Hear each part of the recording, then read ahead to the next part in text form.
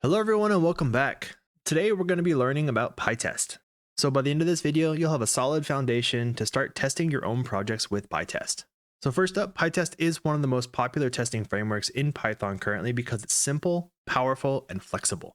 Unlike the unit test module, it lets you write clean, readable tests in just plain functions and simple assert statements. It gives you nice and detailed error messages, has a huge plugin ecosystem, and uses fixtures to help set up and tear down in a clean way. As a bonus, it also scales from small scripts to large applications, making it a great choice for any Python project. We'll start by installing PyTest.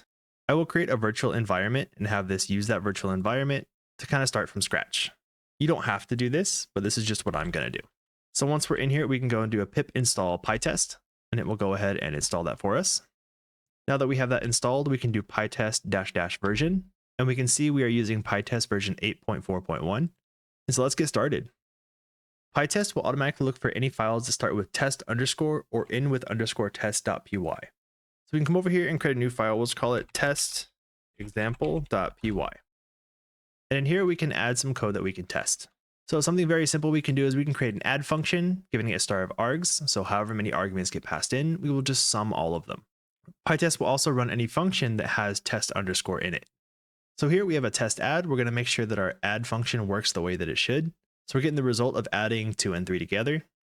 And this will assert or make sure that our result is equal to 5. And the assert is used to make sure that our condition is true. So the result equals 5 is a condition that will resolve to true or false. If true, then it moves on. If false, then it will fail the test. So in the console, we can just type pytest, and this will automatically find the test for us and run it. So we can see here, test_example.py has 1 dot, is for the one test that it ran here. And 1 test passed, so that's awesome. And we can see it also generated a .pytest cache and a pycache over here. This will just make rerunning it a little bit faster in the future, but we can ignore those for now.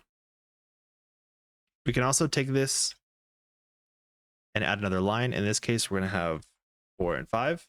If we leave our assertion to test if the result is equal to 5 from this new result, it will fail. And we'll see what that looks like in PyTest. We can see it does output our failures, and it tells us exactly where it happened. So at test_example.py on line 9, which is right here, and this assertion, we can see that it asserted that 14 is not equal to 5, that the result of our add 2, 3, 4, 5 was equal to 14, and that failed this test right here. So it's a pretty nice output for telling you what happened and what line of your test it failed. One thing to know is that this is called functional testing, where we just have functions that test specific things. There is also class-based testing, which is used more commonly in the unit test module. You can do that in PyTest. I've created a testclass.py file that shows how this works. We have our same add function here, but then we have a class of whatever we want, so test math. And when you create the test add function, note that this does have the self parameter. And we can go ahead and run PyTest again. And we can see it failed because these assertions don't match in both this and the test example file, but that's okay. But we can see it did run both of the tests.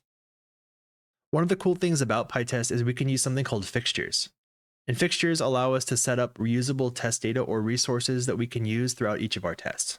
They are similar to the setup and tear down functions from the unit test module.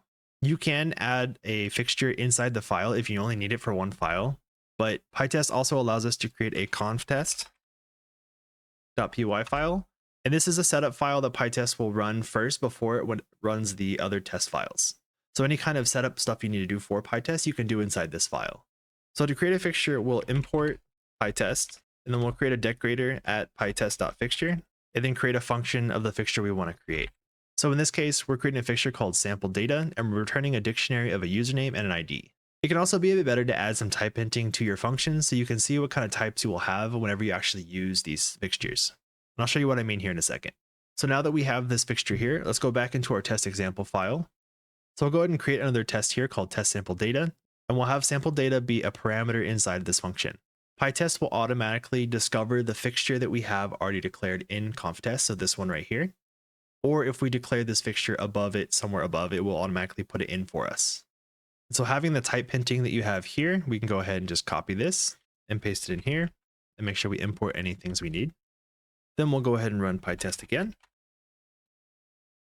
We still have our test failing and one of our tests did pass. That is great, but we'll go ahead and go here and we'll change this to 14 to go ahead and make that pass. And we'll run pytest again. And we see both of our tests had passed. To show you that it wouldn't find this, we'll go back into conf test and we'll actually comment out this fixture. And we'll go ahead and run pytest again. And it threw an error saying that it couldn't find the sample data fixture. One of the really cool things that pytest allows you to do is create parameterized tests. And this allows you to run the same test with different inputs to test that it gets the right outputs. So here's an example of how it works. We use the decorator at pytest.mark.parameterize, and you create a comma separated list in a string of the values that you're going to have. So for example, this is A, B, and expected. So the first input, second input, and the output of what they should equal. And then we create a list of tuples of the values that we want. And they don't have to be integers, they could be anything else you want to test. But we have our function here, test add parameters, passing it A, B, and expected as what we have right here. And we will assert that when we add A and B together, it equals the expected value. So 2 and 3 will equal 5, 10 and 15 equal 15, 10 and 5 equal 15, and 0 and 7 equals 7. So we'll go ahead and run pytest again, and we can see it ran 3 items, which are all 3 of these tests right here, since I removed all the other tests from this file. Something to note is that the parameterized doesn't have to follow this exact format of A, B expected. That's just an example of what we have here. We can copy this and make this something else. Let's have like 1 and 2. In this case, we will change these.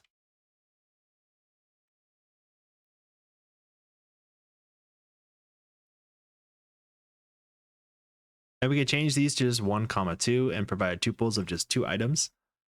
And we'll test that 1 is less than 2. This is not a real test you should do, but this is just showing you an example that doesn't have to follow this format right here. So we'll go ahead and run pytest again, and you see it did pass the test again. Let's say that I have all these different tests that I can run. So whenever I run pytest in the console again, it will go ahead and run, and it says that all 5 of these tests passed, since we have 3 tests right here, a 4th one, and a 5th one. Now, there are situations where you just want to run one of the tests, and you don't want to run every single test. If you've got like 100 tests in a file for some reason, you don't want to run every single one each time you add a new test or you modify a test. So we can run a specific test by saying pytest-k to find a test function with this value, and we just do test add.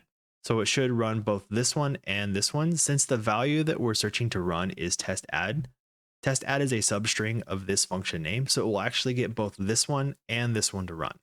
If we go ahead and run this, we can see that it ran 4 tests, 3 tests from this one and 1 from this one. If we wanted to just run the test add param, we can add that here, run it, and there's only 3 tests run. It deselected the other 2 tests. If you're using the class-based testing style for pytest, in the -k, you can put the class name to just run all the tests in that class. If you have more than 1 test file and you just want to run 1 test file, you just say pytest and then the file name, and that will run that 1 file. Also, there's an interesting syntax where if you type pytest, the file name, then a double colon, and then the function name, it'll run that one specific function. A little bit different than how the -k works. See, in this case, even though we have test add, it's a substring of test add params, but it does not run that one. It runs an exact match. So all these techniques can make debugging much faster when you want to just focus on one area of your test. And this should be enough to get you started with pytest and writing clean, maintainable tests for your Python projects. If you found this video helpful, give it a thumbs up and subscribe for more Python tutorials. In the next video, we'll be going over some intermediate things you can do with pytest. Thank you so much for watching, and I'll see you in the next one.